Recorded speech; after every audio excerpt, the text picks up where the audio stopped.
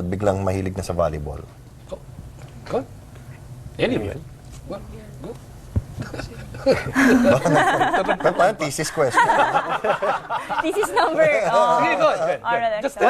Let's ask Amy what do you because think? she's also you've been there. You've seen the kumbaga peaks and valleys of the sport and the team.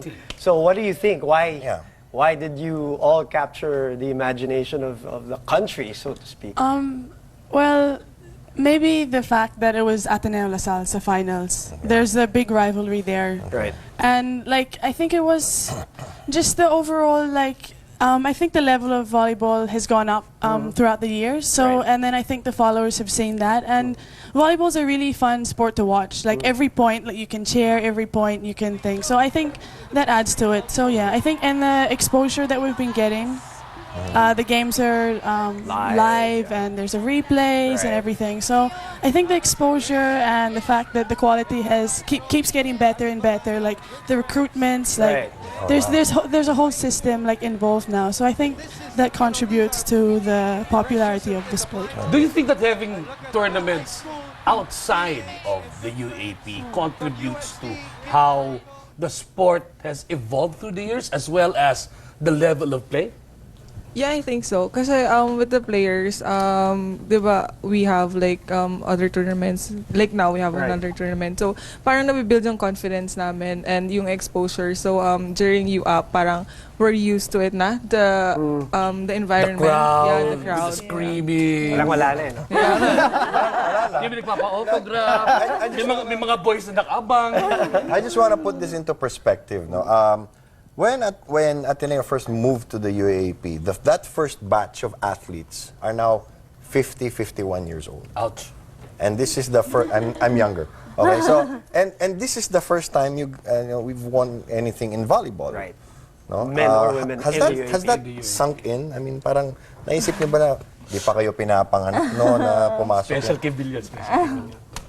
Nagtatrabaho lang ako. Naisip niyo ba yun? No, naisip niyo na ba yun? First in its history. First in its history. Yeah. Actually, we met them po yung alumni na nag-champions during NCAA. NCAA days, yeah. And sobrang nakakataba po ng puso na parang sobrang proud sila sa amin. Na parang we're their daughters and ano.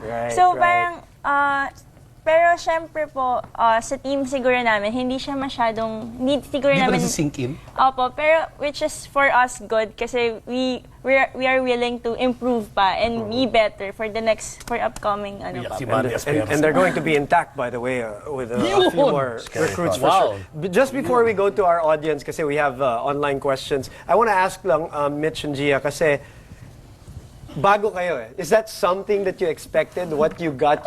Parang ito pala yun?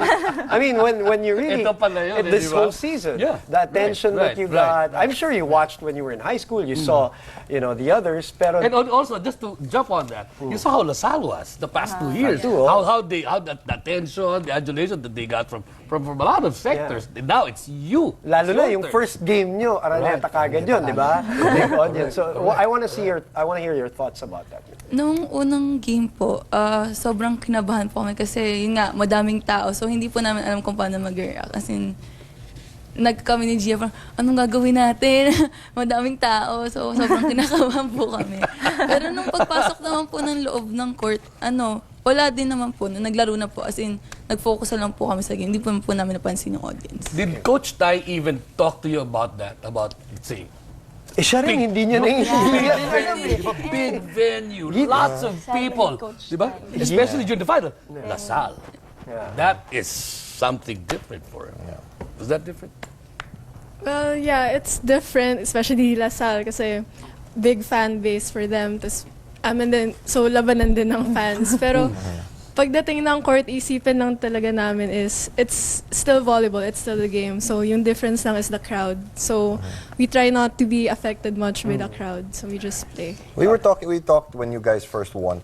We were talking about the respect and actually the friendship that you guys have with the players from LaSalle and the other schools.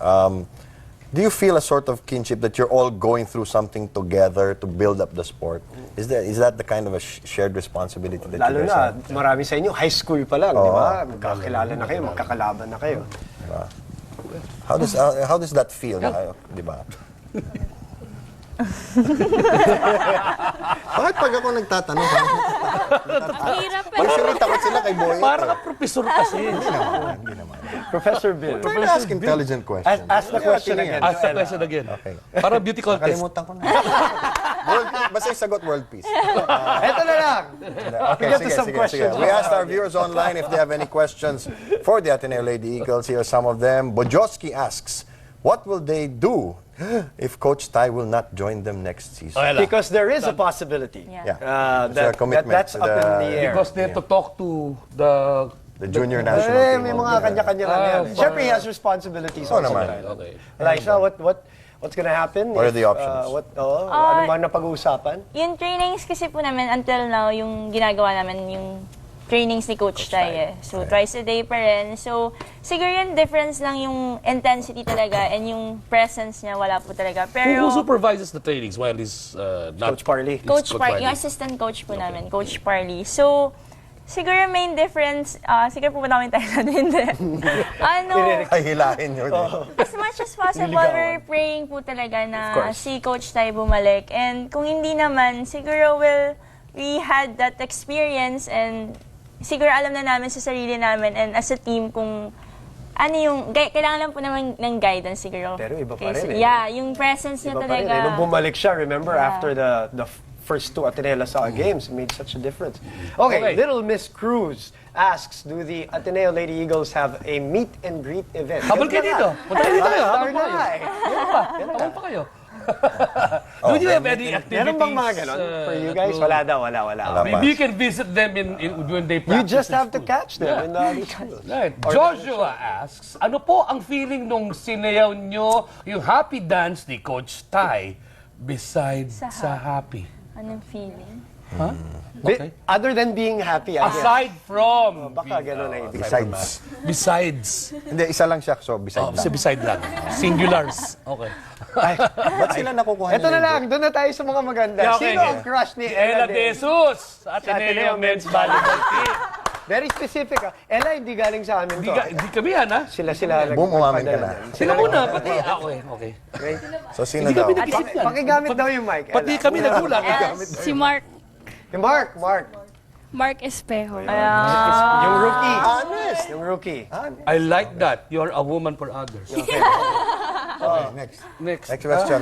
Mauchi asks, favorite place to bond after practice? Pribe. Ay, hindi ba? Kainan. Kainan. Saan? Where? Saan? Pwede pupuntahan sila doon. Saan? Hindi. Okay, sanay na sila. Kasi marami Malay naman ba doon nila sa kung anong Katipunan, oras? sa Xavier. Sambo po. We love to eat sa mga buffet. Buffet. Atleta talaga. Atleta eh. Tatlong kanin, ha? Only rice. Only rice. Okay. Only rice. There you Jing go. asks, what is Amy Ahomiro's reaction when people said she owned Mika Reyes in Game 4 defensively? She had those crucial blocks against her.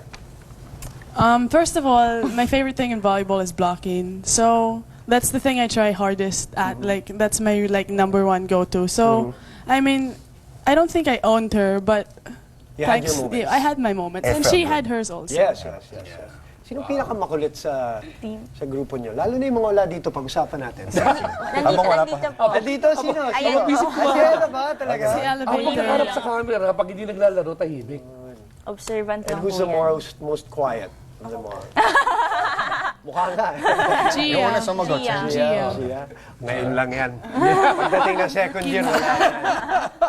I mean, your Twitter, here's the thing. I'm sure everybody's got Twitter. Yeah. And your The Twitter Twitter account. explodes. How do you catch up? I mean, They were mabanggit, trending. mabanggit lang yung pangalan nyo. Or they're guesting, ganyan. And it jumps Pwede na 200, kayong magtayo ng negosyo. How do you catch up with all of that? How do you read How do you keep all of up? that? How do you keep up? Because I know you want to give back to the fans, sabi mo nga, di ba? Pero do you catch up with all of the messages online? Kaya ba? Is that something that you guys do? Minsan hindi na namin nakikita lahat.